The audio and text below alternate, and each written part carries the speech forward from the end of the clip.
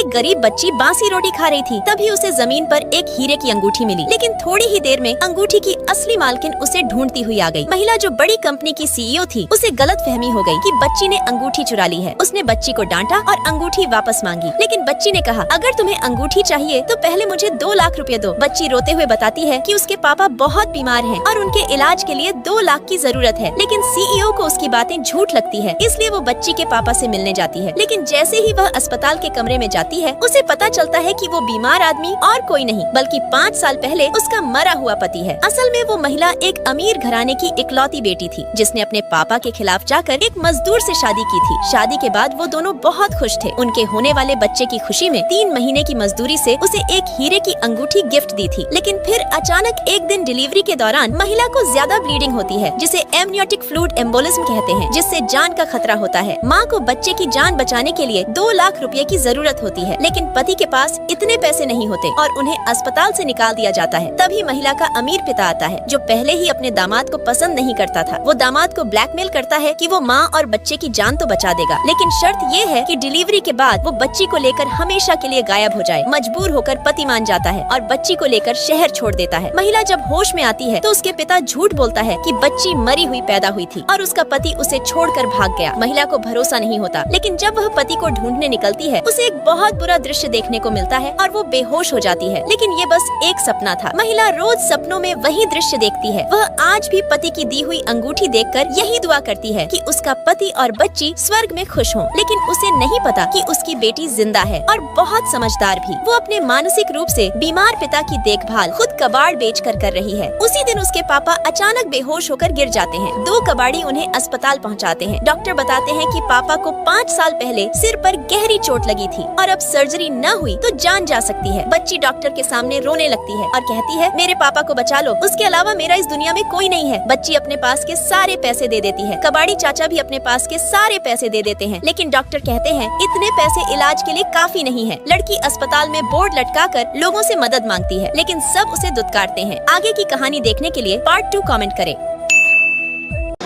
उससे कहो तुम्हें ये घर खरीदना है और मैं ज़ेंग शियाओजियांग से मिलता हूँ, लेकिन उसके अलावा